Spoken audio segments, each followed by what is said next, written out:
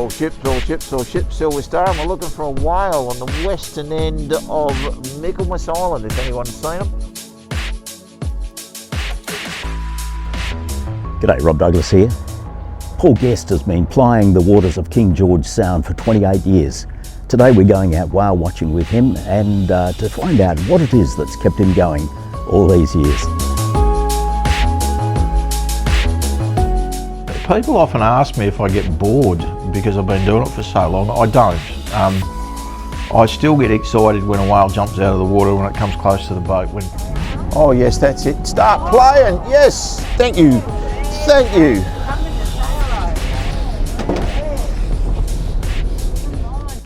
And part of it, just for me, not even thinking that the passengers, passengers enjoy it. And it's great, if it can jump out of the water or they can do things, they can put on a bit of a show. But I'm just happy to see them. I'm happy just to see a newborn calf. When we first started doing this 28 years ago, we didn't see humpback cows and calves. Last year we counted 50 that we saw.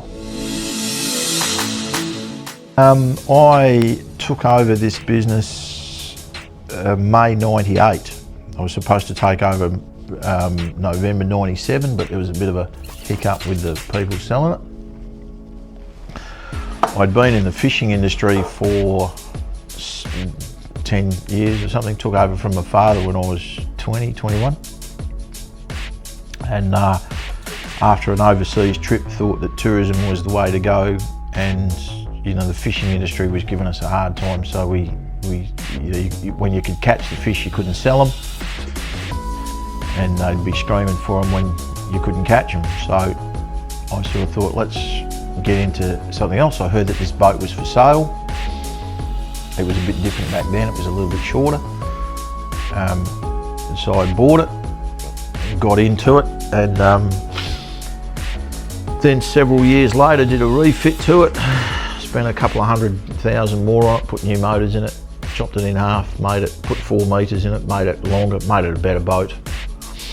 And that's now probably about 15 years ago, I'm thinking. What have I done, 28 years? I've been doing it longer than I'm pretty sure I've been doing it longer than anybody else in Western Australia.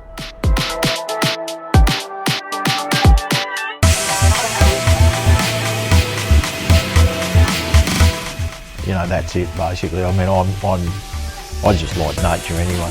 I could spend a lot of time out there rather than in a crowded city street type sort of thing. It's much more relaxing.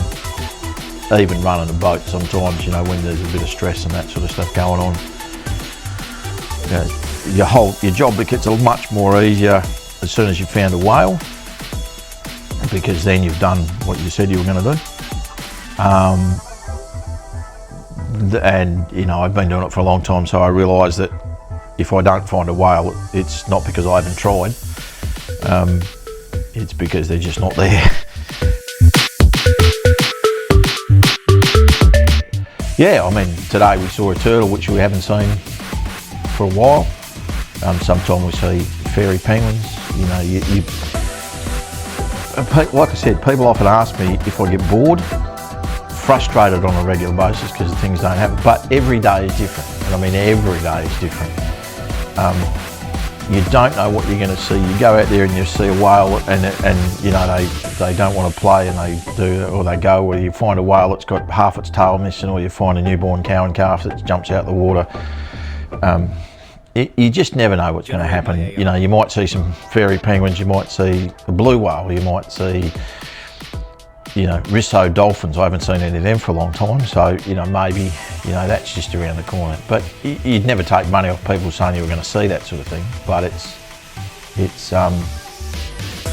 just interesting,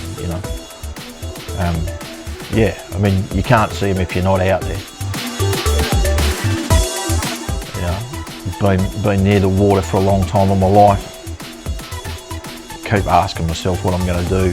I remember asking my old man when he was going to retire, and he said, "What for?" So I can go fishing. And I suppose, the question's going to be, when am I going to retire? And I said, "What for?" So I can go whale watching.